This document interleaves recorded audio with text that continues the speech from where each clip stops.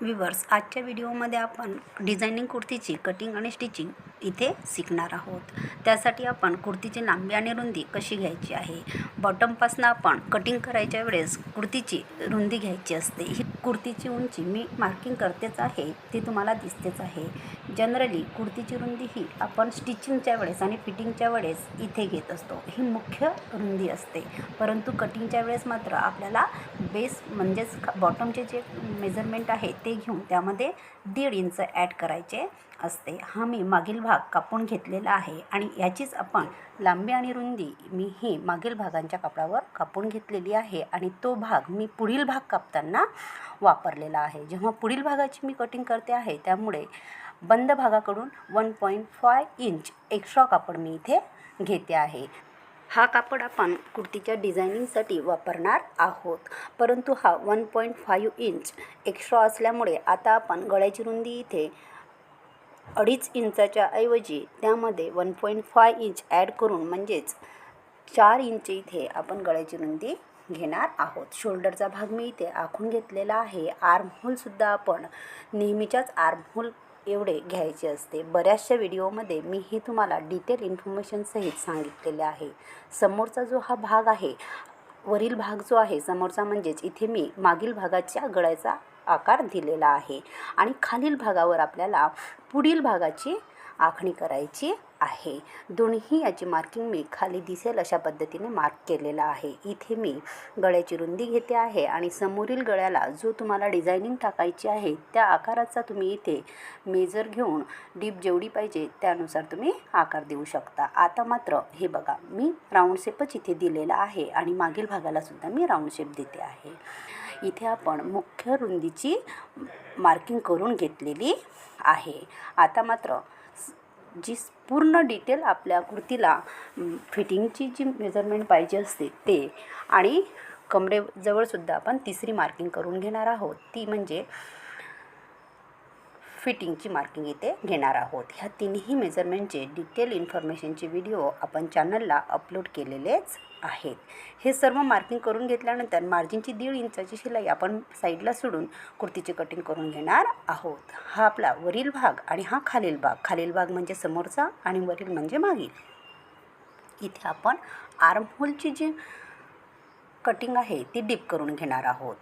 Generally आर्महोलचे measurement हे वेगवेगळे असते। बघा, मी ही कटिंग करून घेतलेली आहे। समोरील भागाची ही कटिंग झालेली आहे। आर्महोलसुद्धा 1/2 इंचाने मी डीप करून घेतलेले आहे।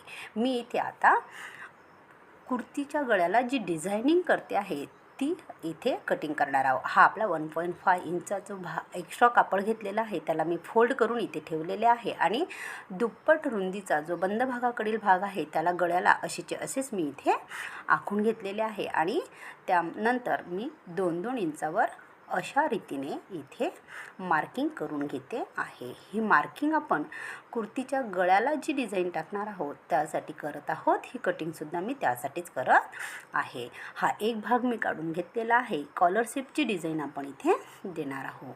ही दुसरा भाग मी इथे आखून घेतलेला आहे आणि दोन्ही भाग मी डिझायनिंगसाठी ते वापरणार आहोत।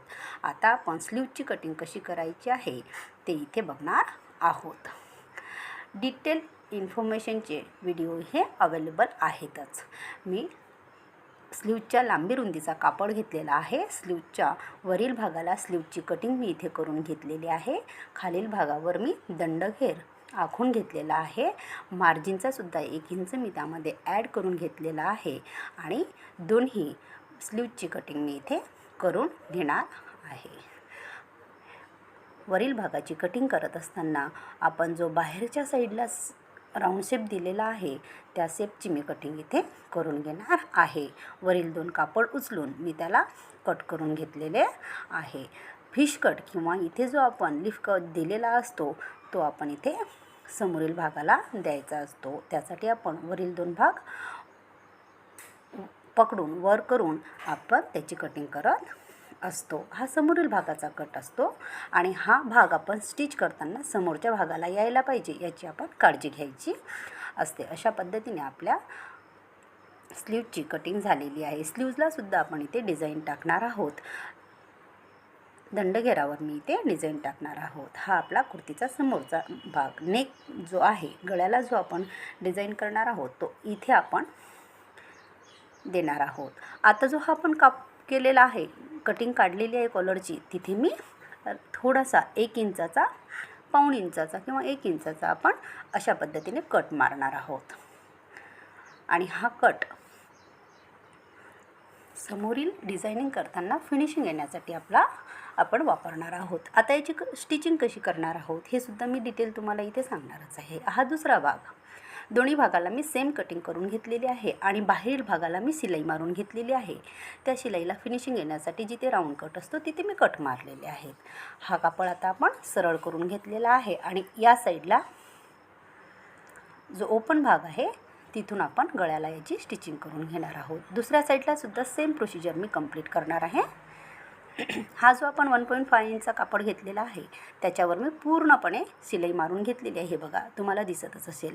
पूर्ण शिलाई आपण 1.5ची मार्किंग करून सुरुवातीपासून म्हणजेच गळ्यापासून तर बॉटमपर्यंत मी ही शिलाई मारून घेतलेली आहे आणि त्याची प्लेट्स मी इथे अशी तयार करून घेणार आहे, जेणेकरून गळ्याच्या फ्रंटला अशा पद्धतीची, अशा टाईपची प्लेट्स तुम्हाला समोरून दिसणार आहे. यावर सुद्धा आपण डिझायनिंग करणारच आहोत. आणि आता ही जी कॉलरची आपण आकार तयार करून घेतलेला आहे याची आता मी इथे स्टिचिंग करणार आहे. याला आपण गळापट्टीने फिनिशिंग देऊन स्टिच करून घेतलेले आहे आणि दोन्ही साईडला कॉलर ही मी जॉईन करून अशी ठेवलेली आहे. यामध्ये बघा, इथे शो बटन्स मी इथे टाकणार आहे. ही गळापट्टी काहीच ते डबलची गळापट्टी घेऊन मी आतून स्टिच केलेली आहे. याच्याबद्दलचा मी एक डिटेल शॉर्ट्स आपल्या चॅनलला अपलोड केलेला आहे. तो जर तुम्ही बघितला तर त्याची स्टिचिंग कशी केलेली आहे याची माहिती तुम्हाला पूर्णपणे मिळेलच. मागील भागाला मी गळापट्टी लावून घेतलेली आहे. आता स्लीव्जची डिझायनिंग कशी करणार आहे ते आपण इथे बघणार आहोत. मला असं वाटते त्याचासुद्धा एक व्हिडिओ आपला अपलोड झालेलाच आहे. स्लीव्जचा हा समोरील भाग, हा दंडघेरावरील भाग आपण स्लीव्जला एक्स्ट्रा कापड म्हणजेच डिझायनिंग करण्यासाठी अशा पद्धतीने जॉईनिंग करणार आहोत. स्लीव्जला आपण कट शेप दाखवणार आहोत आणि ही अत्यंत फॅशनमध्ये असलेली स्लीव्ज आहे. यालासुद्धा आपण शो बटनचा वापर करणार आहोत. याचे लूक, समोरील लूक बघा किती सुंदर येणार आहे. अशा रीतीने स्लीव्जला सिंपल अँड सोबर अशी डिझाईन आपण इथे प्रोव्हाइड केलेली आहे. आपला समोरील भागाची कटिंग आणि स्टिचिंग ही पूर्ण डिटेल्स झालेली आहे. तसेच स्लीव्ज जॉईन करून मी इथे स्लीव्जला सुद्धा तुम्हाला डिझायनिंग कशी करायची आहे याबद्दल माहिती दिलेली आहे.